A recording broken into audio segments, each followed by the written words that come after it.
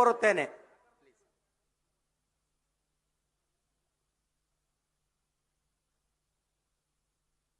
ರಾಷ್ಟ್ರಕೂಟರ ಇತಿಹಾಸ ಉಳ್ಳಿರುವಂತ ನೆಲದಲ್ಲಿ ಇವತ್ತಿನ ಪಕ್ಷದ ಜನರೊಂದಿಗೆ ಜನತಾದಳ ಸದಸ್ಯತ್ವ ನೋಂದಣಿಯ ಈ ಒಂದು ಅಭಿಯಾನದ ಕಾರ್ಯಕ್ರಮದ ಜೊತೆಯಲ್ಲಿ ಪಕ್ಷ 25 ವರ್ಷಗಳ ಕಾಲ ಕರ್ನಾಟಕ ರಾಜ್ಯದಲ್ಲಿ ರಾಜ್ಯದ ಜನತೆಯ ಒಂದು ಆಶೀರ್ವಾದ ಜೊತೆಯಲ್ಲಿ ಸನ್ಮಾನ್ಯ ದೇವೇಗೌಡರು ಸಾಹೇಬ್ರ ಹೋರಾಟ ಮತ್ತವರ ಜೊತೆಯಲ್ಲಿ ಸನ್ಮಾನ್ಯ ಕುಮಾರಣ್ಣವರ ಗಟ್ಟಿಯಾದಂತ ನಾಯಕತ್ವ ಜನತಾದಳ ಪಕ್ಷದ ಕಾರ್ಯಕರ್ತರ ಸಹಕಾರ ಮತ್ತೆ ದುಡಿಮೆಯಿಂದ ಕಳೆದ 25 ವರ್ಷಗಳ ಕಾಲ ಸುದೀರ್ಘವಾಗಿ ಕನ್ನಡ ನಾಡಿನಲ್ಲಿ ಬಹಳ ಗಟ್ಟಿಯಾಗಿ ನೆಲೆ ಊರಿದೆ ಅಂತಕ್ಕಂಥದ್ದಾದ್ರೆ ಅದಕ್ಕೆ ಪ್ರಮುಖವಾದಂತ ಕಾರಣಕರ್ತರು ಪಕ್ಷದ ನಿಷ್ಠಾವಂತ ಕಾರ್ಯಕರ್ತ ಬಂಧುಗಳು ಅಂತಕ್ಕಂಥದ್ನ ಈ ಸಂದರ್ಭದಲ್ಲಿ ಹೇಳ್ತಾ, ಸೇಡಂ ಅಂತ ಇದ್ದಂಗೆ ನಮ್ಮೆಲ್ಲರ ತಲೆಗೆ ಮೊದಲು ಬರ್ತಕ್ಕಂಥದ್ದು ಕೊತ್ತಲ ಬಸವೇಶ್ವರವರು ದಾಸೋಹ ಸಂಸ್ಕೃತಿ ಮತ್ತು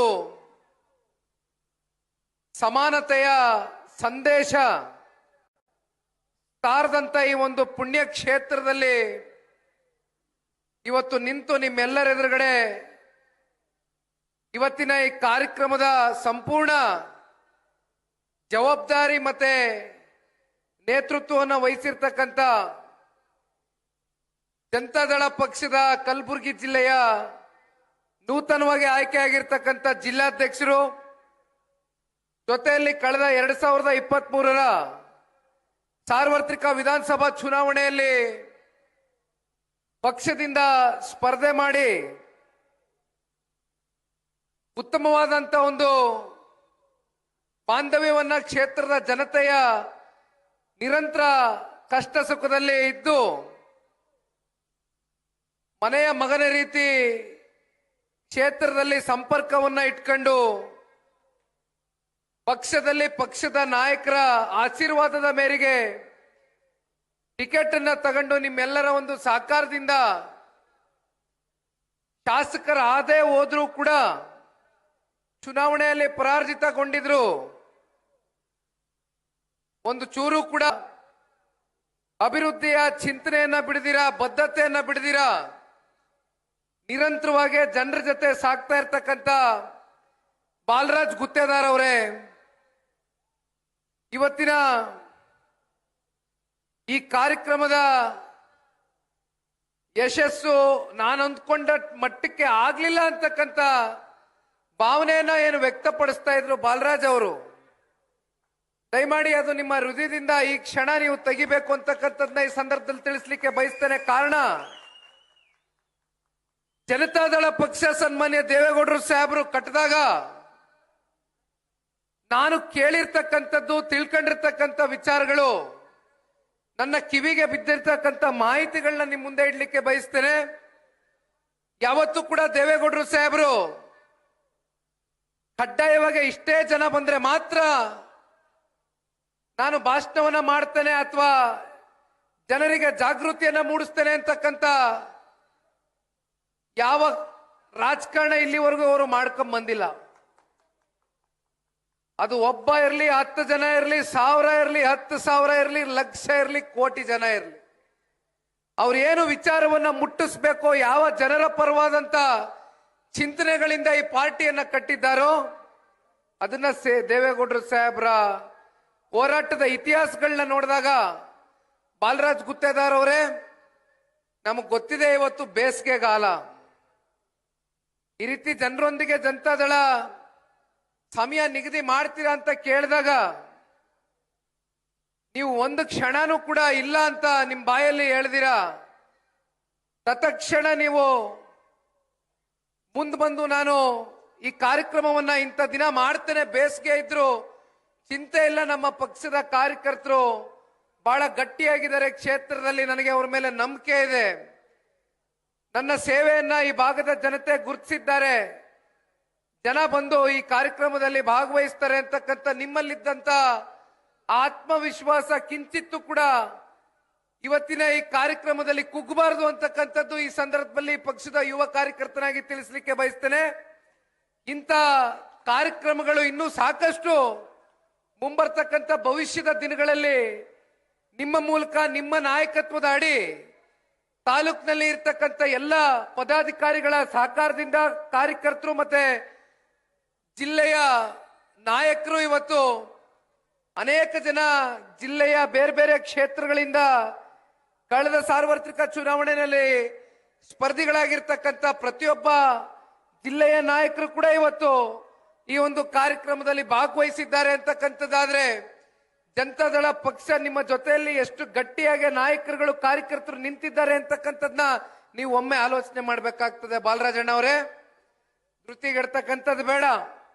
ಒಂದು ಕಾರ್ಯಕ್ರಮದಿಂದ ಯಾವುದೇ ರೀತಿಯಾದಂತ ಸಂಘಟನೆ ಆಗೇ ಹೋಯ್ತು ಅಂತಕ್ಕಂಥ ಭಾವನೆ ನಾವು ನೀವು ಯಾರು ಕೂಡ ಭಾವಿಸ್ತಕ್ಕಂಥದ್ದು ಬೇಡ. ಒಂದು ಕಾರ್ಯಕ್ರಮದಿಂದ ನಿಮ್ಮ ರಾಜಕೀಯ ಭವಿಷ್ಯ ನಿರ್ಧಾರ ಮಾಡ್ಲಿಕ್ಕೆ ಆಗೋದಿಲ್ಲ. ಬದಲಾಗಿ ಇವತ್ತಿನಿಂದ ನೀವು ಎಷ್ಟು ಸಂಘಟಿತರಾಗ್ತೀರಿ, ಎಷ್ಟು ನೀವು ಗಟ್ಟಿ ಧ್ವನಿಯಿಂದ ಸೇಡಂ ಕ್ಷೇತ್ರದ ಜನತೆಯ ಮುಂಬರ್ತಕ್ಕಂಥ ದಿನಗಳಲ್ಲಿ ಅಭಿವೃದ್ಧಿ ಅಂತಕ್ಕಂಥದ್ದು ಇವತ್ತು ಈ ಕ್ಷೇತ್ರದಲ್ಲಿ ಸಂಪೂರ್ಣವಾಗಿ ಕುಂಠಿತ ಆಗಿ ಕುಸಿದೋಗಿದೆ. ಅದಕ್ಕೆ ಮತ್ತೊಮ್ಮೆ ಮುಂದೊಂದು ದಿನ ನಿಮ್ಮ ಮೂಲಕ ಈ ಕ್ಷೇತ್ರದಲ್ಲಿ ಅಭಿವೃದ್ಧಿ ಆಗ್ತಕ್ಕಂಥ ದಿನ ಮುಂದೆ ಬರಲಿ ಅಂತಕ್ಕಂಥದ್ದನ್ನ ನಾನು ಆಶಿಸ್ಲಿಕ್ಕೆ ಬಯಸ್ತೇನೆ. ಹಾಗಾಗಿ ಪಕ್ಷ ಕಟ್ಟಣ, ಧೃತಿಗೆಡ್ತಕ್ಕಂಥ ಅವಶ್ಯಕತೆ ಇನ್ನು ಜನತಾದಳ ಪಕ್ಷದ ನಾಯಕರುಗಳಿಗಾಗ್ಲಿ ಕಾರ್ಯಕರ್ತರಿಗಾಗ್ಲಿ ಬಂದಿಲ್ಲ. ಹಾಗಾಗಿ ಪಕ್ಷ ಕಟ್ಟಿ ತೋರಿಸೋಣ.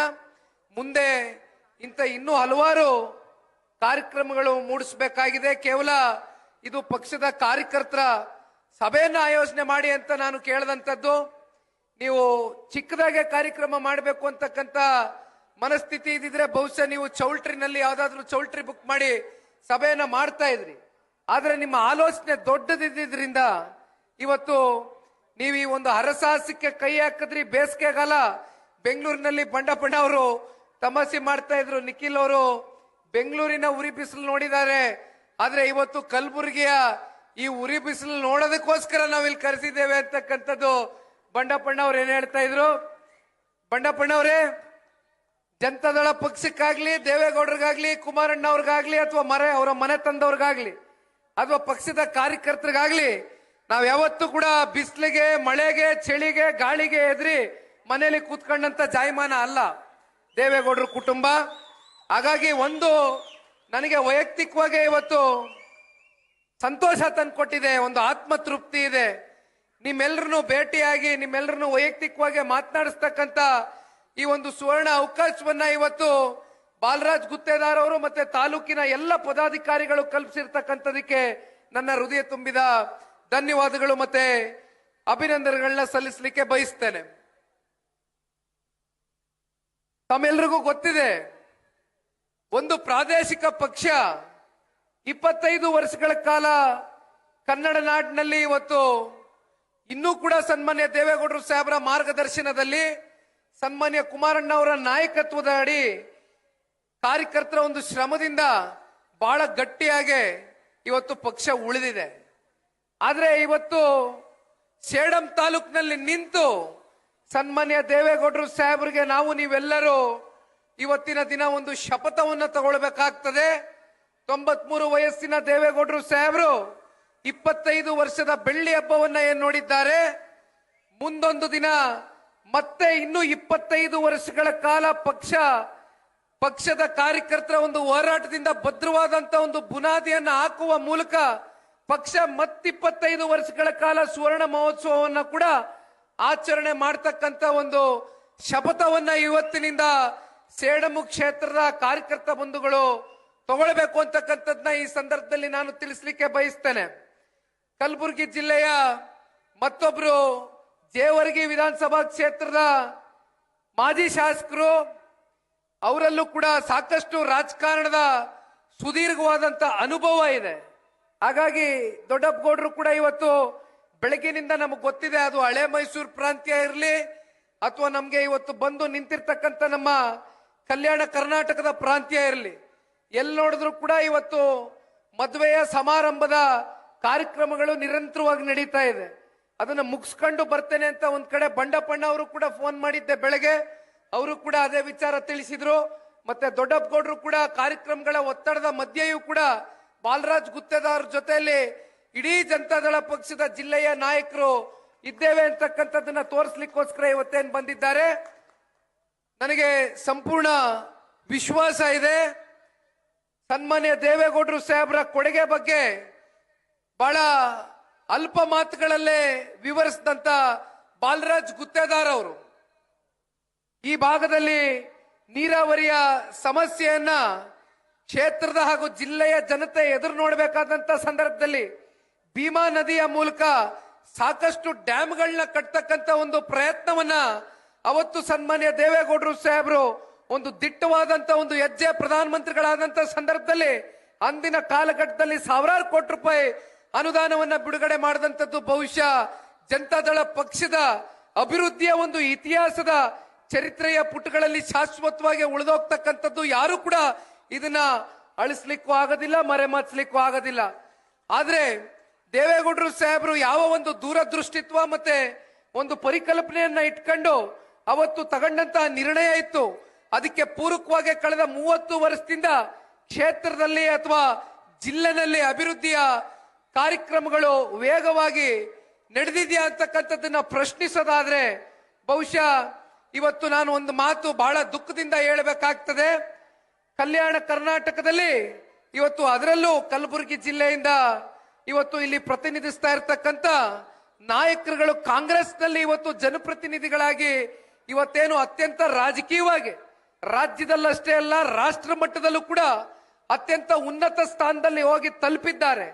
ಆದ್ರೆ ಬೇಸರದ ಸಂಗತಿ ಏನಪ್ಪಾ ಅಂದ್ರೆ ಕೇವಲ ಅವರು ರಾಜಕೀಯದ ಒಂದು ಲೆಕ್ಕಾಚಾರ ಮತ್ತೆ ಲಾಭಕ್ಕೋಸ್ಕರ ಆಲೋಚನೆ ಮಾಡಿದ್ನ ಹೊರತುಪಡಿಸಿ ಜಿಲ್ಲೆಯ ಜನತೆಯ ಸರ್ವಾಂಗೀಣ ಅಭಿವೃದ್ಧಿಗೆ ಕಿಂಚಿತ್ತು ಕೂಡ ಅವರು ಆಲೋಚನೆ ಮಾಡದೇ ಇರತಕ್ಕಂಥದ್ದು ನಿಜಕ್ಕೂ ಕೂಡ ಅತ್ಯಂತ ದುರಾದೃಷ್ಟಕರ ಅಂತಕ್ಕಂಥದ್ನ ಈ ಸಂದರ್ಭದಲ್ಲಿ ಮನನೊಂದು ವಿಚಾರವನ್ನ ಮುಟ್ಟಿಸಬೇಕಾಗ್ತದೆ. ಕಾರಣ ನೀವು ಕೇಳಬಹುದು, ನನಗೆ ಮಾಧ್ಯಮದ ಮಿತ್ರರು ಇವತ್ತಿಲ್ಲಿದ್ದೀರಿ, ನಿಮ್ ಕಣ್ಣಾರೆ ನೋಡಿದ್ದೀರಿ, 8 ಸಲ 9 ಸಲ ಇವತ್ತು ಈ ಭಾಗದಲ್ಲಿ ಶಾಸಕರಾಗಿ ಸಂಸದರಾಗಿ ಅತ್ಯಂತ ಉನ್ನತವಾದಂತ ಪದವಿಗಳನ್ನ ಅಲಂಕರಿಸಿದ್ರು ಕೂಡ ಇವತ್ತು ಜಿಲ್ಲೆಯ ಅಭಿವೃದ್ಧಿ ಅಂತಕ್ಕಂಥ ಚರ್ಚೆ ಬಂದಾಗ ಇವತ್ತು ರಾಷ್ಟ್ರ ಮಟ್ಟದಲ್ಲಿ ಪ್ರತಿನಿಧಿಸ್ತಕ್ಕಂಥ ಕಾಂಗ್ರೆಸ್ನ ನಾಯಕರುಗಳು ಹೇಳ್ತಕ್ಕಂಥದ್ದು ಹಳೆ ಮೈಸೂರು ಪ್ರಾಂತ್ಯ ಯಾವ ರೀತಿ ಅಭಿವೃದ್ಧಿಯನ್ನ ಕಂಡಿದೆ ಆ ರೀತಿ ಕಲ್ಯಾಣ ಕರ್ನಾಟಕ ಇಲ್ಲಿವರೆಗೂ ಅಭಿವೃದ್ಧಿ ಕಾಣಲಿಕ್ಕೆ ಸಾಧ್ಯ ಆಗಿಲ್ಲ ಅಂತಕ್ಕಂಥದ್ದು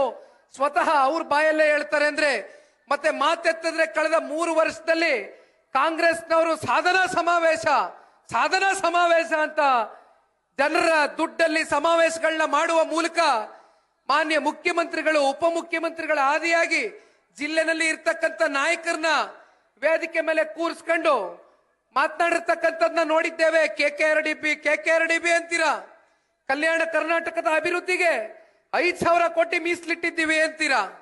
ಕಳೆದ 3 ವರ್ಷದಲ್ಲಿ ಎಷ್ಟು ಮೀಸಲಿಟ್ಟಿದ್ದೀರಪ್ಪ? ಮೀಸಲಿಟ್ಟಿರ್ತಕ್ಕಂಥದ್ದಿರ್ಲಿ, ಕೇವಲ ನಿಮ್ಮ ಮೀಸಲಿನ ಚರ್ಚೆಗಳು ಮಾತುಗಳೇನಿದೆ ಅದು ಕೇವಲ ಕಾಗದ ಪತ್ರಗಳಿಗೆ ಮಾತ್ರ ಇವತ್ತು ನಿಮ್ಮ ಘೋಷಣೆ ಸೀಮಿತ ಆಗಿದೆ ಹೊರತುಪಡಿಸಿ ಅದರಿಂದ ಮುಂದಕ್ಕೆ ಅಭಿವೃದ್ಧಿ ಅಂತಕ್ಕಂಥದ್ದು ಇಲ್ಲಿವರೆಗೂ ಕೆಕೆಆರ್ಡಿಬಿ ಮೂಲಕ ಏನ್ ಮಾಡಿಸ್ತೀರಿ? ರಸ್ತೆಗಳು ಮಾಡಿಸ್ತೀರಿ, ಕಟ್ಟಡಗಳು ಕಟ್ತೀವಿ ಅಂತ ಹೇಳ್ತೀರಿ. ಎಷ್ಟು ರಸ್ತೆಗಳು ಮಾಡಿಸಿದ್ದೀರಿ? ಕಲಬುರಗಿ ಜಿಲ್ಲೆಯಲ್ಲಿ ನಾವೇನ್ ಓಡಾಡಿಲ್ವಾ? ಕಲಬುರಗಿ ಜಿಲ್ಲೆನಲ್ಲಿ ಏನ್ ಜನಸಾಮಾನ್ಯರು ಪ್ರತಿನಿತ್ಯ ಓಡಾಡ್ತಾ ಇಲ್ವಾ? ಅಲ್ಲಿ ನೋಡಿದ್ರೆ ಆ ಬೆಂಗಳೂರು ನಗರದಲ್ಲಿ ಎಲ್ಲಿ ನೋಡಿದ್ರು ಗುಂಡಿ ಬಿದ್ದಿದೆ. ಇನ್ನ ಈ ಕಲಬುರಗಿ ಜಿಲ್ಲೆ ನಗರಕ್ಕೆ ಬಂದ್ರೆ ಎಲ್ಲಿ ನೋಡಿದ್ರು ಗುಂಡಿಯ ಸಂಪೂರ್ಣ ಮಯ ಆಗೋಗಿದೆ. ಇವತ್ತು ಗುಂಡಿ ಮುಚ್ಚತಕ್ಕಂಥದಕ್ಕೆ ಕಾಂಗ್ರೆಸ್ ಸರ್ಕಾರದ ಕೈಯಲ್ಲಿ ಕಾಸಿಲ್ಲ ಅಂದಾಗ ಮತ್ತೆ KKRDB 5,000 ಕೋಟಿ ರೂಪಾಯಿ ಎಲ್ಲಿಗಣ ಹೋಯ್ತು? ಪ್ರಶ್ನೆ ಮಾಡ್ಬೇಕಲ್ವಾ? ಇದು ಯಾರು ಪ್ರಶ್ನೆ ಮಾಡ್ತಕ್ಕಂಥದ್ದು ಇವತ್ತು ಆಗ್ತಾ ಇಲ್ಲ. ಹಾಗಾಗಿ ಬಾಲರಾಜ್ ಗುತ್ತೇದಾರ್ ಅವರೇ, ನಾನು ಇಲ್ಲಿ ಬಂದಿರ್ತಕ್ಕಂಥದ್ದು ಕೇವಲ ಜನಗಳನ್ನ ತೋರಿಸಿ ಏನೋ ಜನತಾದಳ ಪಕ್ಷದ ಪರವಾಗಿ ಜನ ಎದ್ದು ಬಿಟ್ಟಿದ್ದಾರೆ ಅಂತಕ್ಕಂಥದ್ದು ಒಂದು ಸಮಾವೇಶದಿಂದ ನಾನು ಇಲ್ಲಿ ಬಂದು ಏನು ಸಾಧನೆ ಮಾಡ್ತಕ್ಕಂಥದ್ದಿಲ್ಲ.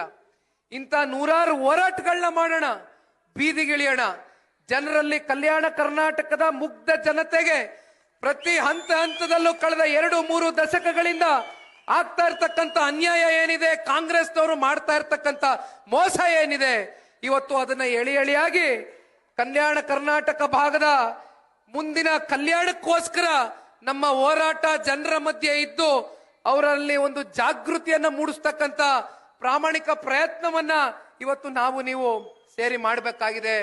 ಬಾಲರಾಜ್ ಗುತ್ತೇದಾರ್ ಅವರೇ, ಜೊತೆಯಲ್ಲಿ ದೊಡ್ಡಪ್ಪ ಗೌಡ್ರು, ಬಂಡಾಪಣ್ಣ ಅವರು, ಅವರೆಲ್ಲರ ಮಾರ್ಗದರ್ಶನ ಇದೆ. ಇವತ್ತು ಕೋರ್ ಕಮಿಟಿ ಅಧ್ಯಕ್ಷರು ಕೃಷ್ಣಾರೆಡ್ಡಿ ಸಾಹೇಬರು ಕೂಡ ಬಹಳ ದೂರದಿಂದ ಆಗಮಿಸಿದ್ದಾರೆ. ಇವತ್ತು ಅವರ ಕ್ಷೇತ್ರದಲ್ಲಿ, ಮತಕ್ಷೇತ್ರದಲ್ಲಿ SIR ಅಂತಕ್ಕಂಥದ್ದು ಇವತ್ತೇನು ವಿಶೇಷ ಮತದಾರರ ಪರಿಷ್ಕರಣೆ ಇವತ್ತು ಚುನಾವಣಾ ಆಯೋಗ ಇನ್ನೇನು ಕೆಲವೇ ದಿನಗಳಲ್ಲಿ ಹಮ್ಮಿಕೊಳ್ಳಲಾಗ್ತಾ ಇದೆ ಕನ್ನಡ ನಾಡಿನಲ್ಲಿ, ಕರ್ನಾಟಕದಲ್ಲಿ. ಅದಕ್ಕೆ ಪೂರಕವಾಗಿ ಇವತ್ತು ಅವರು ಕಾರ್ಯಾಗಾರವನ್ನ ಇಟ್ಕೊಂಡಿದ್ರು. ಆದ್ರೆ ಬಾಲರಾಜ್ ಅವರು ಬಹಳ ಪ್ರೀತಿಯಿಂದ ಅವ್ರನ್ನ ಕರೆದಂತ ಸಂದರ್ಭದಲ್ಲಿ ಫ್ಲೈಟ್ 1 ಗಂಟೆ ಅವ್ರಿಗೆ ತಡ ಆದ್ರೂ ಬಂದು 8:15 ಗಂಟೆಗೆ ಇವತ್ತು ವೇದಿಕೆ ಹತ್ತಿದ್ದಾರೆ. ಅವರು ಕೂಡ ನಿಮ್ಮ ಜೊತೆಯಲ್ಲಿ ಇದ್ದಾರೆ. ಇನ್ನೊಂದು ವಿಚಾರ, ಕ್ಷೇತ್ರದಲ್ಲಿ ನಿಂತಿರೋದ್ರಿಂದ ವಯಸ್ಸಿನಲ್ಲಿ ನಾನು ಬಹಳ ಚಿಕ್ಕವನಿರ್ಬೋದು, ರಾಜಕಾರಣದ ಅನುಭವದಲ್ಲಿಯೂ ಕೂಡ ನನಗೆ ಇಲ್ಲಿರ್ತಕ್ಕಂಥ ಶಾಸಕರೇನಿದ್ದಾರೆ, ಶಾಸಕರಷ್ಟೇ ಅಲ್ಲ 2 ಬಾರಿ ಮಂತ್ರಿಗಳೇನಾಗಿದ್ದಾರೆ. ಬಹುಶಃ ಈ ಪ್ರಜಾಪ್ರಭುತ್ವದ ವ್ಯವಸ್ಥೆಯಡಿ ಒಬ್ಬ ಸಾಮಾನ್ಯ ಪ್ರಜೆಯಾಗಿ ಇವತ್ತು ನಾನು ಅವರಿಗೆ ಪ್ರಶ್ನೆಯನ್ನ ಕೇಳಲಿಕ್ಕೆ ಬಯಸ್ತೇನೆ. 4 ಬಾರಿ ಕ್ಷೇತ್ರದ ಜನತೆ ಅವರಿಗೆ ಶಾಸಕ ಸ್ಥಾನವನ್ನ ಕೊಟ್ಟಿದ್ದಾರೆ. ಮತ್ತೆ 2 ಬಾರಿ ವೈದ್ಯಕೀಯ ಶೈಕ್ಷಣಿಕ ಶಿಕ್ಷಣದ ಒಂದು ಖಾತೆ, ವೈದ್ಯಕೀಯ ಶಿಕ್ಷಣದ ಖಾತೆಯನ್ನ 2ನೇ ಬಾರಿಯೂ ಕೂಡ ನಿಭಾಯಿಸ್ತಾ ಇದ್ದಾರೆ. 1ನೇ ಬಾರಿಯೂ ಅದೇ ಖಾತೆಯನ್ನ ನಿಭಾಯಿಸಿದ್ರು, 2ನೇ ಬಾರಿಯೂ ಅದೇ ಖಾತೆಯನ್ನ ನಿಭಾಯಿಸ್ತಾ ಇದ್ದಾರೆ. ಆದ್ರೆ ಆ ಖಾತೆಯ ಮೂಲಕ ಜನರಿಗೆ ಅವರು ಕೊಟ್ಟಿರ್ತಕ್ಕಂಥ ಕೊಡುಗೆ ಏನಪ್ಪಾ ಅಂತಕ್ಕಂಥದ್ದು ಈ ಭಾಗದ ಜನರಲ್ಲಿ ಪ್ರಶ್ನೆ ಮಾಡಿದಾಗ ಜನರು ಹೇಳ್ತಕ್ಕಂಥದ್ದು ಒಂದೇ, ತುರ್ತಾಗೆ ನಾವೇನಾದ್ರೂ ಚಿಕಿತ್ಸೆಯನ್ನ ತಗೊಳ್ಬೇಕು ಅಂತಕ್ಕಂಥದ್ದಾದ್ರೆ ಇವತ್ತು ಸೇಡಂ ಅಂತಕ್ಕಂಥ ನಗರದಲ್ಲಿ ಇವತ್ತು ಮಾತೆತ್ತಿದ್ರೆ ಇಲ್ಲಿ ದೊಡ್ಡ ದೊಡ್ಡ ಸಿಮೆಂಟ್ ಫ್ಯಾಕ್ಟರಿಗಳಿದೆ. ಅದು ಮುಂದಕ್ಕೆ ಬರ್ತೀನಿ ನಾನು ಮಾತಾಡ್ತಾ. ಆದ್ರೆ ಇಷ್ಟು ದೊಡ್ಡ ಮಟ್ಟದಲ್ಲಿ ಬೆಳೆದಿರ್ತಕ್ಕಂಥ ನಗರ, ದೊಡ್ಡ ಹೆಸರಾಂತ ಕಂಪ್ನಿಗಳು ಇವತ್ತು ನೆಲೆಸಿರ್ತಕ್ಕಂಥ ಈ ನಗರದಲ್ಲಿ ಇವತ್ತು ಆರೋಗ್ಯದ ಸಮಸ್ಯೆಯನ್ನ ಎದುರಿಸ್ತಕ್ಕಂಥ ಕ್ಷೇತ್ರದ ಜನತೆಗೆ ತುರ್ತಾಗಿ ಚಿಕಿತ್ಸೆಯನ್ನ ತಗೊಳ್ಬೇಕು ಅಂತಕ್ಕಂಥದ್ದಾದ್ರೆ ಯಾವ ಆಸ್ಪತ್ರೆ ವ್ಯವಸ್ಥೆಗಳು ಇವತ್ತು ನಿಮ್ಮ ಇಲಾಖೆಯ ಮೂಲಕ 2 ಬಾರಿ ಅದೇ ಇಲಾಖೆಯನ್ನ ಪಡ್ಕೊಂಡಿರ್ತಕ್ಕಂಥ ನಿಮಗೆ ಯಾವುದೇ ರೀತಿ ದೂರಾಲೋಚನೆಗಳು, ಚಿಂತನೆಗಳು, ಬದ್ಧತೆ, ಕಾಳಜಿ ಇಲ್ಲದೆ ಇರತಕ್ಕಂಥ ಕಾರಣ ಇವತ್ತು ಜನ ಇಲ್ಲಿ ಬೇಸತ್ತೋಗಿದ್ದಾರೆ. ದಯಮಾಡಿ ಪ್ರಶ್ನೆ ಕೇಳಿ, ಅದು ಯಾರಾದ್ರೂ ಆಗಿರ್ಬೋದು. 4 ಬಾರಿ ಶಾಸಕ ಸ್ಥಾನ ಕೊಟ್ಟಿರ್ತಕ್ಕಂಥದ್ದು ಡಾಕ್ಟರ್ ಶರಣ್ ಪ್ರಕಾಶ್ ಪಾಟೀಲ್ ರವರಿಗೆ ಜನ, ಸೇಡಮ್ಮಿನ ಜನ ನೀವು ಕೊಟ್ಟಿರ್ತಕ್ಕಂಥ ಆಶೀರ್ವಾದ, ನೀವು ಮಾಡಿರ್ತಕ್ಕಂಥ ಆಶೀರ್ವಾದ, ನೀವು ಕೊಟ್ಟಿರ್ತಕ್ಕಂಥ ಸಹಕಾರ ಇವತ್ತು ನಿಮ್ಗೆ ಪ್ರಶ್ನೆ ಕೇಳ್ತಕ್ಕಂಥದ್ದಕ್ಕೆ ಎಲ್ಲಾ ರೀತಿಯಾದಂತ ಸಂವಿಧಾನಿಕವಾದಂತ ಹಕ್ಕುಗಳು ಇವತ್ತು ಡಾಕ್ಟರ್ ಬಾಬಾ ಸಾಹೇಬ್ ಅಂಬೇಡ್ಕರ್ ಆ ಪುಣ್ಯಾತ್ಮ ಕೊಟ್ಟೋಗಿದ್ದಾರೆ. ದಯವಿಟ್ಟು ಅಂಜಬೇಡಿ, ಹೆದರಬೇಡಿ. ಎದುರ್ಕಂಡು ಕೂತ್ಕೊಂಡ್ರೆ ಪ್ರಶ್ನೆ ಮಾಡ್ತಕ್ಕಂಥವ್ರು ಹುಟ್ಟಬೇಕು. ಯಾವಾಗ್ಲೂ ವೇದಿಕೆಗಳಲ್ಲಿ ನಿಂತು ಮಾತನಾಡ್ತಾ ಇರ್ತೇವೆ. ಸಮಾಜವನ್ನ ತಿದ್ದಬೇಕು, ಸಮಾಜವನ್ನ ಬದಲಾವಣೆ ಮಾಡಬೇಕು, ಸಮಾಜವನ್ನ ಪರಿವರ್ತನೆ ಮಾಡಬೇಕು. ಅದಕ್ಕೆ ಹೊಸ ಚಿಂತನೆಗಳು, ಆಲೋಚನೆಗಳು ಬರಬೇಕು ಅಂತಕ್ಕಂಥದ್ದು ಕೇವಲ ಅದು ವೇದಿಕೆಗಳಲ್ಲಿ ನಿಂತು ಭಾಷಣ ಮಾಡಿ ಮನೆಗೆ ಹೋದ್ರೆ ಉತ್ತರ ಕಂಡ್ಕೊಳ್ಳಿಕ್ಕೆ ಆಗೋದಿಲ್ಲ. ಅದಕ್ಕೆ ನಿಜವಾದಂತ ಉತ್ತರ ಕಂಡ್ಕೊಳ್ಬೇಕು ಅಂತಕ್ಕಂಥದ್ದಾದ್ರೆ ಪ್ರಕೃತಿಯ ನಿಯಮ ಬದಲಾವಣೆ ಅಂತಕ್ಕಂಥ ಒಂದು ಪರ್ವ. ಸೇಡಂ ಕ್ಷೇತ್ರದ ಮತದಾರ ಬಂಧುಗಳು ದಯಮಾಡಿ ಜಾಗೃತರಾಗಿ ಮುಂದಿನ 2028ಕ್ಕೆ ಆ ಬದಲಾವಣೆಯ ಪರ್ವವನ್ನ ಪ್ರಾರಂಭ ಮಾಡ್ತಕ್ಕಂಥದ್ದಕ್ಕೆ ನೀವೆಲ್ಲರೂ ಕೂಡ ಇವತ್ತು ಈ ಕ್ಷೇತ್ರದ ಮುಂದಿನ ಸರ್ವತೋಮುಖ ಅಭಿವೃದ್ಧಿಗೆ ಆಲೋಚನೆಯನ್ನ ಮಾಡಬೇಕು ಅಂತಕ್ಕಂಥದ್ದು ಈ ಸಂದರ್ಭದಲ್ಲಿ ಹೇಳ್ತಾ ಮತ್ತೊಂದು ವಿಚಾರವನ್ನ ನಿಮ್ಗೆ ಮುಟ್ಟಿಸ್ಲಿಕ್ಕೆ ಬಯಸ್ತೇನೆ. ಇವತ್ತು ಕಲಬುರಗಿ ಜಿಲ್ಲೆಯಲ್ಲಿ SSLC ರಿಸಲ್ಟ್ ಬಂದಿದೆ. ತಾವೆಲ್ಲ ನೋಡಿರ್ಬೋದು ಮಾಧ್ಯಮಗಳಲ್ಲಿ, ಜಿಲ್ಲಾ ಪತ್ರಿಕೆಗಳಲ್ಲಿ ಓದಿರ್ಬೋದು, ತಾಲೂಕ್ ಪತ್ರಿಕೆಗಳಲ್ಲಿ ಓದಿರ್ಬೋದು.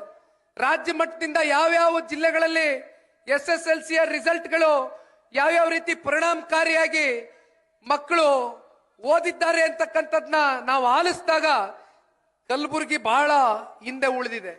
ಯಾತಕ್ಕೋಸ್ಕರ ಕಲಬುರಗಿ ಜಿಲ್ಲೆ ಹಿಂದೆ ಉಳಿದಿದೆ ಅಂದ್ರೆ ಇವತ್ತು ಈ ರಾಜ್ಯ ಸರ್ಕಾರ ಅದಕ್ಕೆ ಉತ್ತರ ಕೊಡಬೇಕಾಗ್ತದೆ. ಏನು ಟೀಚರ್ಸ್ ನ ನೇಮಕಾತಿ 60,000 ಜನ ಶಿಕ್ಷಕರ ಒಂದು ನೇಮಕಾತಿಯನ್ನ ಮಾಡ್ತೇನೆ ಅಂತಕ್ಕಂಥ ಮಂಜೂರಾತಿಯನ್ನ ಮಾಡದಂತ ಕಾಂಗ್ರೆಸ್ನ ಸರ್ಕಾರ ಈ ಆಡಳಿತದಲ್ಲಿ ಕಳೆದ 3 ವರ್ಷದಲ್ಲಿ ಇನ್ನೂ 18,000 ಶಿಕ್ಷಕರು ಭರ್ತಿ ಆಗದೆ ಇರ್ತಕ್ಕಂಥದ್ದು. ಇದು ಎಲ್ಲೋ ಒಂದು ಕಡೆ ಮಕ್ಕಳ ಭವಿಷ್ಯದ ಮೇಲೆ ಜೊತೆಯಲ್ಲಿ ಅವರ ವಿದ್ಯಾಭ್ಯಾಸದ ಮೇಲೆ ಪರಿಣಾಮ ಬೀರಿದೆ ಅಂತಕ್ಕಂಥದ್ದು ಹೇಳಿದ್ರೆ ಬಹುಶಃ ತಪ್ಪಾಗ್ಲಿಕ್ಕಿಲ್ಲ ಅಂತ ಅನ್ಕೊಂಡಿದ್ದೇನೆ.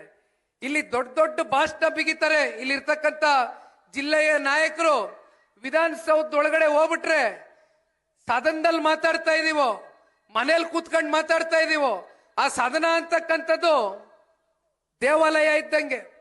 ಆ ದೇವಾಲಯದಲ್ಲಿ ನಾವೇನು ಮಾತಾಡ್ತೀವಿ, ಪ್ರತಿಯೊಂದು ಕಡತಗಳಲ್ಲಿ ರಿಜಿಸ್ಟರ್ ಆಗ್ತದೆ, ಪ್ರತಿಯೊಂದು ವಿಚಾರ ಅಳಿಸೋಗೋದಿಲ್ಲ.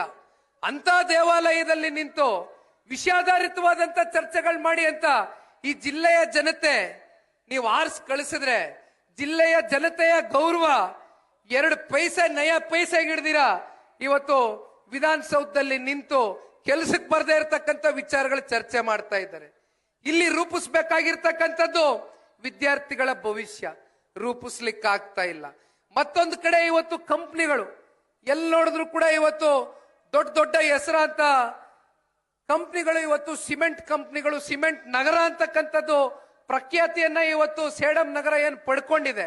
ಆದ್ರೆ ಈ ಸಿಮೆಂಟ್ ಕಂಪ್ನಿಗಳು ಇವತ್ತು ಇಲ್ಲಿ ಸ್ಥಾಪನೆ ಹೆಂಗಾಯ್ತು? ಭೂಮಿ ನಿಮ್ದು, ಕರೆಂಟ್ ನಿಮ್ದು, ನೀರ್ ನಿಮ್ದು, ಉದ್ಯೋಗ ಕಂಡವ್ರ ಪಾಲ್ದು. ಸೇಡಂ ಕ್ಷೇತ್ರದಲ್ಲಿ ಹುಟ್ಟಿ ಬೆಳೆದಿ ಪದವೀಧರರಾಗಿ ಕಾರ್ಮಿಕರುಗಳು ಇಲ್ಲಿ ಕೆಲಸ ಸಿಕ್ಕದಿರಾ, ಕೊನೆಗೆ ಬೇಸತ್ತು ಜೀವನ ಮಾಡಕ್ಕಾಗದಿರಾ ವಲಸೆ ಹೋಗಿ ಹೈದರಾಬಾದ್ನಲ್ಲಿ, ಪುಣೆನಲ್ಲಿ ನೀವು ನಿಮ್ಮ ಮನೆ ಮಕ್ಕಳು, ರೈತರ ಮಕ್ಕಳು ಕೆಲಸ ಮಾಡ್ತಾ ಇರ್ತಕ್ಕಂಥ ವಾತಾವರಣವನ್ನು ಸೃಷ್ಟಿ ಮಾಡಿದಾರಲ್ಲ, ಇದಕ್ಕೆ ಕಾರಣಕರ್ತರು ಯಾರು? ಯಾಕೆ ಈ ದೊಡ್ಡ ದೊಡ್ಡ ಕಂಪ್ನಿಗಳಿಗೆ ಪ್ರಶ್ನೆ ಮಾಡ್ತಕ್ಕಂಥ ಧೈರ್ಯ 8 ಸಲ 9 ಸಲ ಇವತ್ತು ನೀವಿಲ್ಲಿ ಶಾಸಕ ಸ್ಥಾನ, ಸಂಸತ್ ಸ್ಥಾನ ಕೊಟ್ಟಿದ್ದೀರಲ್ಲ, ಯಾಕೆ ಅವ್ರ ಕೈಯಲ್ಲಿ ಮಾಡಕ್ ಆಗ್ತಾ ಇಲ್ಲ? ಯಾಕೆ ತಾವುಗಳವ್ರಿಗೆ ಪ್ರಶ್ನೆ ಮಾಡ್ತಾ ಇಲ್ಲ? ಒಮ್ಮೆ ಆಲೋಚನೆ ಮಾಡಿ. ಇದು ನಮ್ಮ ನಿಮ್ಮ ಮಕ್ಕಳ ಭವಿಷ್ಯದ ಪ್ರಶ್ನೆ, ನಮ್ಮ ನಿಮ್ಮ ಮಕ್ಕಳ ಜೀವನದ ಪ್ರಶ್ನೆ, ನಮ್ಮ ನಿಮ್ಮ ಸ್ವಾಭಿಮಾನದ ಪ್ರಶ್ನೆ. ಇದಕ್ಕೆ ಪೂರಕವಾಗಿ ಈ ಪಕ್ಷದ ಒಬ್ಬ ಯುವ ಕಾರ್ಯಕರ್ತನಾಗಿ ಕನ್ನಡ ನಾಡಿನಲ್ಲಿ ನೆಲೆಸಿರ್ತಕ್ಕಂಥ ಒಬ್ಬ ಸಾಮಾನ್ಯ ನಾಗರಿಕನಾಗಿ ಇವತ್ತು ನಿಮ್ಮ ಮುಂದೆ ಒಂದು ವಿಚಾರವನ್ನ ತಿಳಿಸ್ಲಿಕ್ಕೆ ಬಯಸ್ತೇನೆ. ಈ ಹಿಂದೆ ಸನ್ಮಾನ್ಯ ಕುಮಾರಣ್ಣ ಅವರಿಗೆ ನಾನೊಂದು ಬೇಡಿಕೆಯನ್ನ ಇಟ್ಟಿದ್ದೆ. 2023ರ ಮುಳಬಾಗಲಿನಲ್ಲಿ ಕುರುಡುಮಲೆ ಗಣೇಶನ ಸನ್ನಿಧಿಯಲ್ಲಿ ನಡೆದಂತ ಜನತಾದಳ ಪಕ್ಷದ ಕುಮಾರಣ್ಣನ ಅವತ್ತಿನ ಚುನಾವಣಾ ಪ್ರಚಾರದ ಕಾರ್ಯಕ್ರಮದ ಮೊದಲನೆಯ ಸಮಾವೇಶದಲ್ಲಿ ಒಂದು ಬೇಡಿಕೆಯನ್ನ ಇಟ್ಟಿದ್ದೆ. ಮುಂದೊಂದು ದಿನ ನಿಮ್ಮಂತವರ ಒಂದು ಆಶೀರ್ವಾದದಿಂದ NDA ಮಿತ್ರಕೂಟದ ಸರ್ಕಾರ ಸ್ಥಾಪನೆ ಆದಂತ ದಿನ, ಅದು ಬಹಳ ದೂರ ಇಲ್ಲ, ಆದಂತ ದಿನ ಒಂದು ಮಾತು ನಿಮ್ಗೆ ತಿಳಿಸ್ಲಿಕ್ಕೆ ಬಯಸ್ತೇನೆ ಬಹಳ ಗಟ್ಟಿ ಧ್ವನಿಯಿಂದ.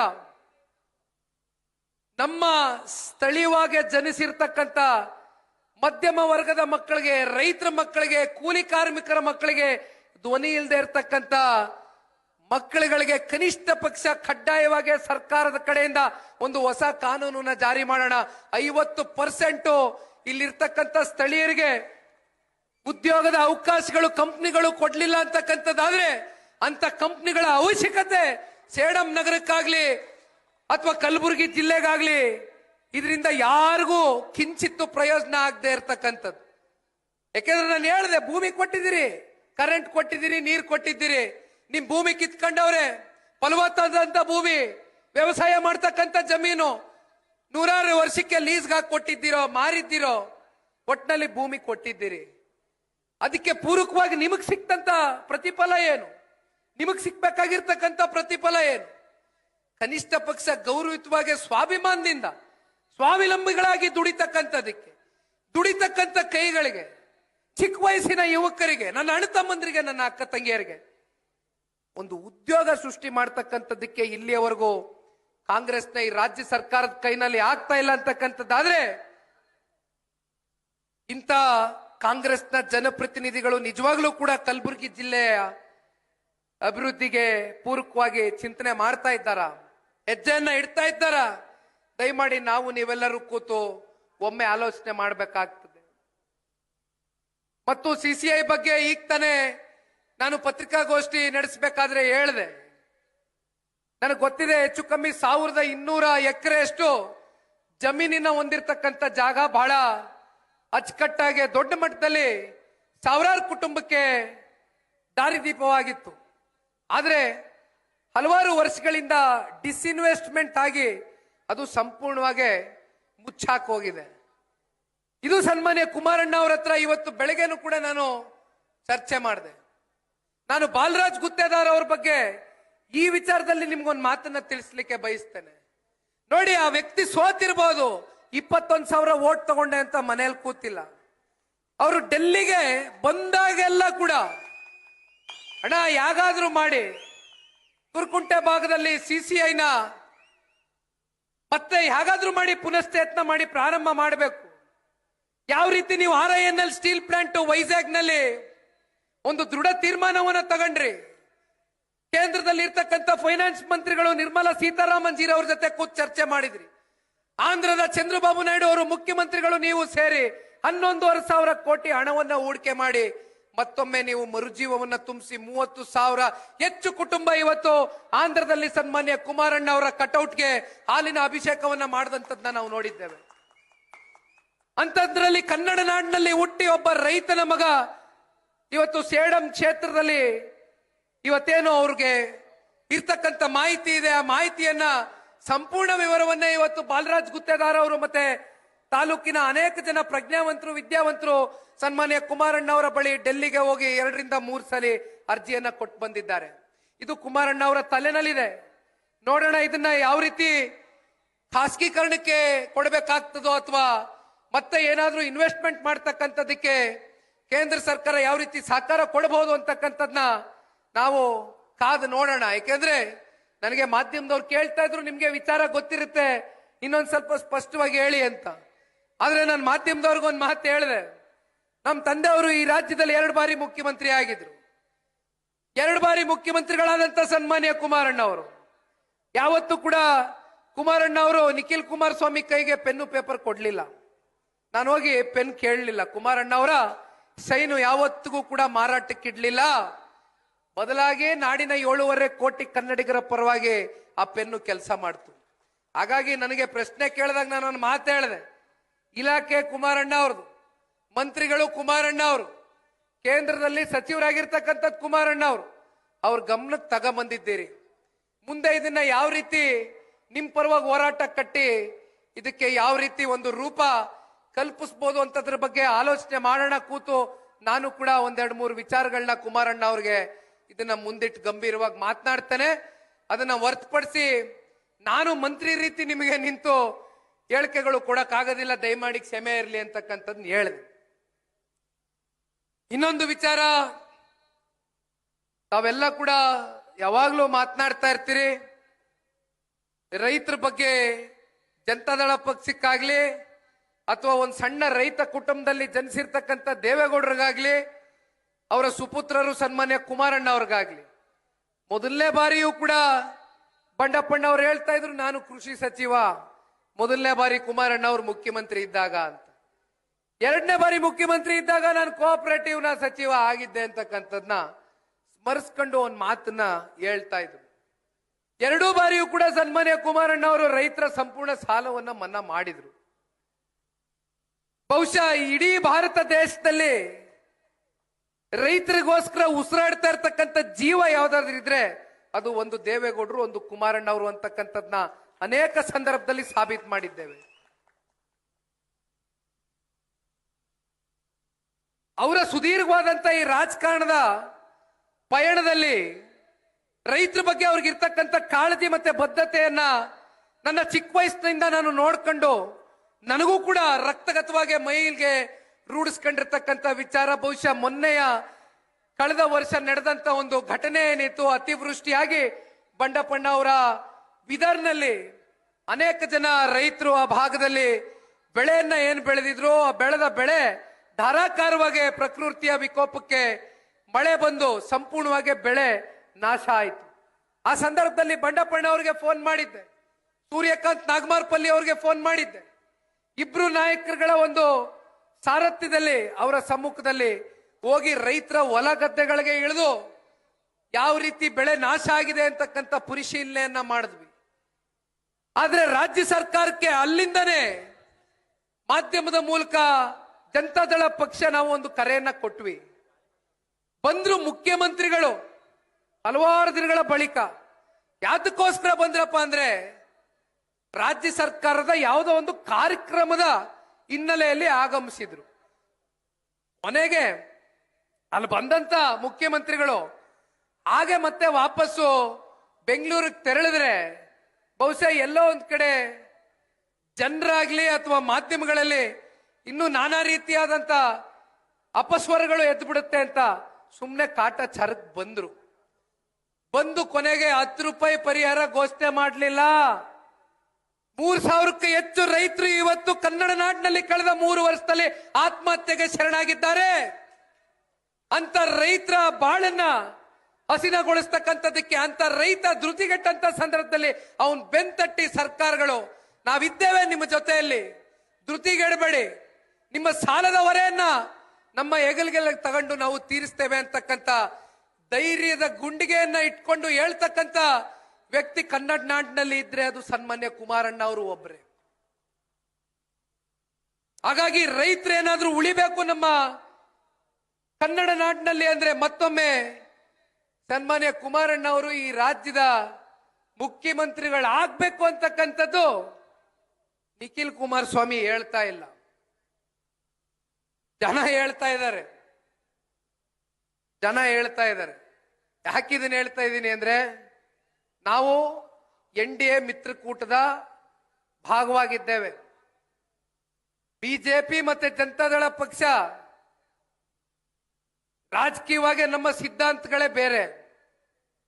ಆದ್ರೆ ಯಾವುದಾದ್ರೂ ರಾಷ್ಟ್ರ ಮಟ್ಟದಲ್ಲಿ ರಾಜ್ಯ ಮಟ್ಟದಲ್ಲಿ ಪಕ್ಷಗಳು ಸಮ್ಮಿಲನ ಆಗುತ್ತೆ ಅಥವಾ ಮಿತ್ರತ್ವ ಬೆಳೆಸುತ್ತೆ ಅಂತಕ್ಕಂಥದ್ದಾದ್ರೆ ಅದಕ್ಕೆ ಮೂಲ ಉದ್ದೇಶ ಮತ್ತೆ ಕಾರಣ ಒಂದೇ ಆಗಿರುತ್ತೆ. ನಮ್ಮ ಭಾರತ ದೇಶ ಮತ್ತೆ ನಮ್ಮ ಕರ್ನಾಟಕ ರಾಜ್ಯದ ಅಭಿವೃದ್ಧಿಯ ದೃಷ್ಟಿಯಿಂದ ಚಿಂತನೆಯಿಂದ ಮಾತ್ರ ಅಂತಕ್ಕಂಥದ್ದನ್ನ ಈ ಸಂದರ್ಭದಲ್ಲಿ ತಿಳಿಸ್ಲಿಕ್ಕೆ ಬಯಸ್ತೇನೆ.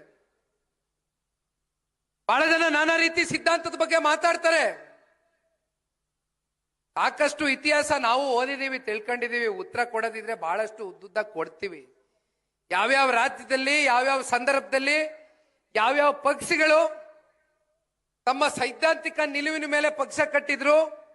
ಆದ್ರೆ ಅದನ್ನೆಲ್ಲ ಬದಿಗಿಟ್ಟು ತಮ್ಮ ಸಿದ್ಧಾಂತಗಳು ಅಡ್ಡಿಪಡಿಸುತ್ತೆ ಅಂದ್ರೂ ಕೂಡ ಅವತ್ತಿನ ಆಯಾ ಕಾಲಘಟ್ಟದಲ್ಲಿ ಆಯಾ ಸಂದರ್ಭಕ್ಕೆ ತಕ್ಕಂತೆ ಸರ್ಕಾರಗಳು ರಚನೆ ಮಾಡಿರ್ತಕ್ಕಂಥ ಉದಾಹರಣೆಗಳು ಇದೆ. ಆದ್ರೆ ನಾನು ಇವತ್ತು ಇಲ್ಲಿ ಹೇಳಕ್ ಹೋಗಲ್ಲ, ಸಮಯ ಬಂದಾಗ ಚರ್ಚೆ ಮಾಡ್ತೀನಿ. ಆದ್ರೆ ಒಂದು ಈ ಸಂದರ್ಭದಲ್ಲಿ ಹೇಳ್ತಕ್ಕಂಥದ್ದು ಬಾಲರಾಜ್ ಅವರಿಗಿರ್ಬೋದು ಅಥವಾ ಇನ್ಯಾವುದೇ ನಮ್ಮ ಮಿತ್ರ ಪಕ್ಷದಲ್ಲಿ ಇರ್ತಕ್ಕಂಥ ಅಭ್ಯರ್ಥಿಗಳೇ ಆಗಿರ್ಬೋದು, ಅದು ಕೇವಲ ನಾನು ಸೇಡಂ ಕ್ಷೇತ್ರಕ್ಕೆ ಸೀಮಿತವಾಗಿ ಇಲ್ಲಿ ಮಾತನಾಡ್ತಾ ಇಲ್ಲ. ಸಂಘಟನೆ ಅಂತಕ್ಕಂಥದ್ದು ಎಷ್ಟು ಬಿಗಿಯಾಗಿ ಬಿರ್ಸಾಗಿ ಗಟ್ಟಿ ನಿಲುವಿನಿಂದ ನೀವು ಮಾಡ್ತೀರೋ, ಯಾಕೆಂದ್ರೆ ಇವತ್ತು ಎಲ್ಲಾ ರಾಜಕೀಯ ಪಕ್ಷಗಳು ಕೂಡ ವರದಿಯನ್ನ ತರಿಸ್ಕೊಳ್ತಾರೆ.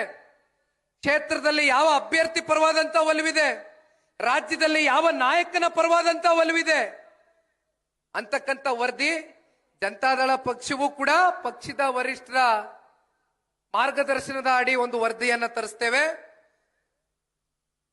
ಮತ್ತೆ ರಾಷ್ಟ್ರೀಯ ಪಕ್ಷ ಆಗಿರ್ತಕ್ಕಂಥ ನಮ್ಮ ಮಿತ್ರ ಪಕ್ಷ ಭಾರತೀಯ ಜನತಾ ಪಾರ್ಟಿನೂ ಕೂಡ ಒಂದು ವರದಿಯನ್ನ ಸಂಗ್ರಹಣೆ ಮಾಡುತ್ತೆ. ಇದರ ಆಧಾರದ ಮೇಲೆ ಯಾರು ಯಾವ ಕ್ಷೇತ್ರದಿಂದ NDA ಅಭ್ಯರ್ಥಿಯಾಗಿ ಕಣಕ್ಕಿಳಿತಾರೆ ಅಂತಕ್ಕಂಥದ್ದು 28ಕ್ಕೆ ತೀರ್ಮಾನ ಆಗುತ್ತೆ. ಹಾಗಾಗಿ ಕ್ರಿಕೆಟ್ ಮ್ಯಾಚ್ ಇದ್ದಂಗೆ ಫೀಲ್ಡ್ ನಿಮ್ದೆ, ಬ್ಯಾಟಿಂಗು ಕೊಡ್ತಾರೆ, ಬೌಲಿಂಗು ಕೊಡ್ತಾರೆ, ಫೀಲ್ಡಿಂಗು ಮಾಡ್ಬೋದು, ಕೀಪಿಂಗು ಮಾಡ್ಬೋದು. ಅಂಪೈರು ಕಾಮೆಂಟೇಟರಿ ಬಾಕ್ಸ್ ಅವರು ಅಲ್ಲಿರ್ತಾರೆ, ಅವರು ವರಿಷ್ಠರಿದ್ದಂಗೆ. ಹಂಗಾಗಿ ದಯಮಾಡಿ ಮೈದಾನ ನಿಮ್ದೆ, ಬ್ಯಾಟು ಕೊಟ್ಟಿದೆ, ಬಾಲು ಕೊಟ್ಟಿದೆ. ಇನ್ನ ಯಾವ ರೀತಿ ಬ್ಯಾಟ್ ಬೀಸ್ತೀರಿ, ಯಾವ ರೀತಿ ಮೈದಾನದಲ್ಲಿ ಆಟದಲ್ಲಿ ಗೆದ್ದಿ ಬರ್ತೀರಿ, ವರಿಷ್ಠರ ಮುಂದೆ ನಿಂತ್ಕತ್ತೀರಿ ಅನ್ನೋದು ಅಭ್ಯರ್ಥಿಗಳ ಮೇಲೆ ಬಿಟ್ಟಿರ್ತಕ್ಕಂಥ ವಿಚಾರ.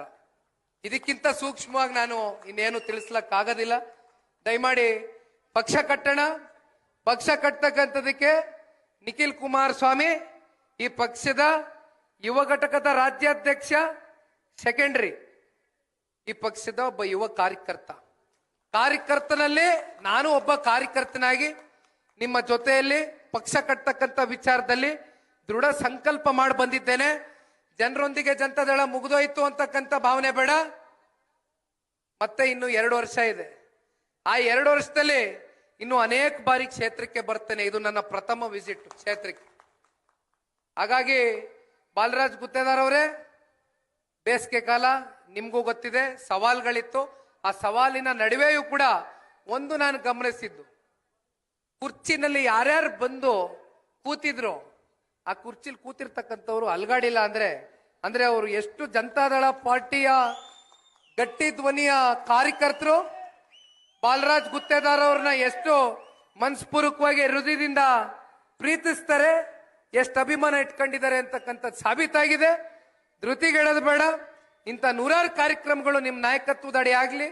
ಕಾರ್ಯಕರ್ತರನ್ನ ವಿಶ್ವಾಸಕ್ಕೆ ತಗೊಂಡೋಗಿ ಇವತ್ತು ಮತ್ತೊಮ್ಮೆ ಒಂದು ಹಿಂದೆ ಬಿಟ್ಟಿದ್ರಿ ಅಂತ ಕೇಳಿದೆ ನಾನು, ಆಂಬ್ಯುಲೆನ್ಸ್ ಮತ್ತೊಮ್ಮೆ ಅದೇನೋ ಸ್ಥಗಿತ ಆಗಿ ಮತ್ತೆ ಮರುಚಾಲನೆ ಮಾಡ್ತಾ ಇದ್ದೀನಿ ಅಂದ್ರಿ. ಉದ್ಯೋಗ ಮೇಳದ್ದು ಕೂಡ ನನಗೆ ಈಗಾಗಲೇ ವೇದಿಕೆ ಮೇಲೆ ಹೇಳಿದ್ದಾರೆ, ತಿಳಿಸಿದ್ದಾರೆ. ಒಂದು ಬುಕ್ಲೆಟ್ ಕೂಡ ಕೈ ಕೊಟ್ಟರು, ಒಂದು ಪುಸ್ತಕ ಓದ್ದೆ ನಾನು. ದಯಮಾಡಿ ಮಾಡಿ. ಈ ಭಾಗದಲ್ಲಿ ನಮ್ಮ ಯುವಕರಿಗೆ ಉದ್ಯೋಗದಿಂದ ವಂಚಿತರಾಗಿರ್ತಕ್ಕಂಥವ್ರಿಗೆ ಸ್ವಾಭಿಮಾನದಿಂದ ನಿಂತು ದುಡಿತಕ್ಕಂಥದಕ್ಕೆ ಉದ್ಯೋಗ ಸೃಷ್ಟಿ ಮಾಡಿ. ಆ ಕಾರ್ಯಕ್ರಮಕ್ಕೂ ನಾನು ಬರ್ತೇನೆ, ನಿಮ್ ಜೊತೆ ನಾನು ಇರ್ತೇನೆ, ಸದಾಕಾಲ ಇರ್ತೇನೆ. ನನಗೆ ಮಾತಾಡೋದಕ್ಕೆ ಅವಕಾಶ ಮಾಡಿಕೊಟ್ಟು ಇವತ್ತಿನ ಈ ಕಾರ್ಯಕ್ರಮದ ಯಶಸ್ಸಿಗೆ ಪಾತ್ರಧಾರಾಗಿರ್ತಕ್ಕಂಥ ಎಲ್ಲ ನಮ್ಮ ಜಿಲ್ಲೆಯ ನಾಯಕರು, ದಯಮಾಡಿ ನನಗೆ ಬೇಸರ ಆಯ್ತು, ನಮ್ಮ ದೊಡ್ಡಪ್ಪಗೌಡರು ಮಾತಾಡಬೇಕಾಗಿತ್ತು. ದೊಡ್ಡಪ್ಪಗೌಡರು ಜಿಲ್ಲೆಯ ಭವಿಷ್ಯದ ಗಟ್ಟಿ ನಾಯಕತ್ವವನ್ನ ವಹಿಸ್ಕೊಳ್ತಕ್ಕಂಥ ಎಲ್ಲ ಸಾಮರ್ಥ್ಯ ಇರತಕ್ಕಂಥವ್ರು. ದೊಡ್ಡಪ್ಪಗೌಡರು ಬಹಳ ಚೆನ್ನಾಗಿ ಮಾತಾಡ್ತಾರೆ, ಸುದೀರ್ಘವಾಗಿ ನಾನು ನೋಡಿದ್ದೀನಿ. ಅವ್ರ ಮಾತಿಗಿಂತ ಹೆಚ್ಚಾಗಿ ಬಸವಣ್ಣ ಹೇಳ್ದಂಗೆ ಕಾಯಕವೇ ಕೈಲಾಸ, ಅದರಲ್ಲಿ ನಂಬಿಕೆ ಇಟ್ಕೊಂಡಿರ್ತಕ್ಕಂಥವ್ರು. ಅವ್ರಿಗೆ ಮಾತಾಡೋದಕ್ಕೆ ಇನ್ನೂ 10 ಹಲವಾರು ವೇದಿಕೆಗಳು. ನಾನು ಜೇವರ್ಗಿಗೆ ಹೋಗಿದ್ದಾಗ ದೊಡ್ಡಪ್ಪಗೌಡ್ರ ಬಗ್ಗೆ ನಾನು ಒಂದೆರಡು ಮಾತು ಹೇಳಲೇಬೇಕು. ಈಗ ಒಂದು 4-5 ತಿಂಗಳಾಯ್ತಾ ಜನರೊಂದಿಗೆ ಜನತಾದಳ ಮಾಡಿ. ನಾನು ಅಲ್ಲಿ ಇದ್ದಂತ ಜನಸಾಗರ ನೋಡಿ ಜೇವರ್ಗಿ ನಗರದಲ್ಲಿ ಒಂದು ದೊಡ್ಡ ಮಟ್ಟದಲ್ಲಿ ಬೃಹತ್ ಸಂಖ್ಯೆಯಲ್ಲಿ ಒಂದು ಪ್ರೊಸೆಷನ್ ಹಮ್ಮಿಕೊಂಡಿದ್ರು. ಇದೇನ್ರಿ ದೊಡ್ಡಪ್ಪಗೌಡ್ರೆ, ಏನಣ್ಣ ಇದು, ಇನ್ನೂ 28 ಬಹಳ ದೂರ ಅದೆ, ಈಗಾಗಲೇ ಚುನಾವಣೆ ರಂಗೇರಿಸ್ಬಿಟ್ಟಿದ್ಯಲ್ಲಣ್ಣ, ಚುನಾವಣೆ ಕಾವು ಇನ್ಯಾವ ಮಟ್ಟಕ್ಕೆ ಸಿದ್ಧಪಡಿಸ್ಕೊಬಿಟ್ಟಿದ್ಯಣ್ಣ ಕ್ಷೇತ್ರನ ಅಂತ ನಾನು ತಮಾಷೆ ಮಾಡ್ತಾ ಇದ್ದೆ. ಇನ್ನು ಕಣ್ಣು ಕಟ್ಟಂಗಿದೆ ದೊಡ್ಡಪ್ಪಗೌಡ್ರೆ, ಅಷ್ಟು ಉತ್ತಮವಾದಂತ ಕಾರ್ಯಕ್ರಮ ಮಾಡಿಕೊಟ್ಟಿದ್ದೀರಿ. ಇಡೀ ಜಿಲ್ಲೆ ಜನತಾದಳ ಪಕ್ಷ ಜೇವರ್ಗಿಯಿಂದನೇ ಪ್ರಾರಂಭ ಮಾಡ್ತೀನಿ ಅಂತಕ್ಕಂಥ ಸಂದೇಶವನ್ನ ನೀವು ಜನತಾದಳ ಪಕ್ಷ ಕೊಟ್ಟಿದ್ದೀರಿ. ಹಾಗಾಗಿ ಇಂಥ ಗಟ್ಟಿ ನಾಯಕತ್ವವನ್ನ ಇಟ್ಕೊಂಡ್ರು ಪಕ್ಷದ ಕಾರ್ಯಕರ್ತರು ಧೃತಿಗೆಡದ್ ಬೇಡ. ಇಟ್ಟಿರ್ತಕ್ಕಂಥ ಹೆಜ್ಜೆನ ವಾಪಸ್ ಹಿಂಪಡಿತಕ್ಕಂಥ ಪ್ರಶ್ನೆನೇ ಇಲ್ಲ. ನಿಮ್ ಜೊತೆಯಲ್ಲಿದ್ದೇವೆ. ಇಂಥ ಇನ್ನೂ 10 ಹಲವಾರು ನಾಯಕರುಗಳನ್ನ ಸೃಷ್ಟಿ ಮಾಡ್ತಕ್ಕಂಥ ಶಕ್ತಿ ನಮ್ಮ ಪಕ್ಷದ ಕಾರ್ಯಕರ್ತರಲ್ಲಿದೆ. ಅದನ್ನ ಸಾಬೀತು ಮಾಡಿದ್ದೀರಿ.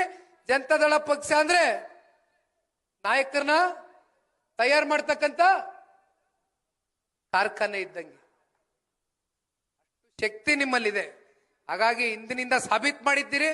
ಮುಂದೆಯೂ ಕೂಡ ಪಕ್ಷ ಬಲವಾಗಿ ಕಟ್ಟಣ. ನಂಗೆ ಮಾತಾಡೋದಕ್ಕೆ ಅವಕಾಶ ಮಾಡಿಕೊಟ್ಟಿದ್ದೀರಿ. ರಾತ್ರಿ 10 ಗಂಟೆ ಆಯ್ತು, ಇನ್ನು ಮಾತಾಡ್ತಾನೆ ಇರ್ತೀನಿ. ದಯಮಾಡಿ ಬೇಡ, ಎಲ್ಲ ಊಟ ಮಾಡಿ ವೆಂಕಟರೆಡ್ಡಿ ಪಾಟೀಲ್ ಗಾಡ್ದಾನ್ ಸರ್ ಅವರು ಬಂದು ಸ್ವಾಗತವನ್ನು ನಡೆಸಿಕೊಡ್ಬೇಕಂತ ಅವರಲ್ಲಿ ಕೋರುತ್ತೇನೆ.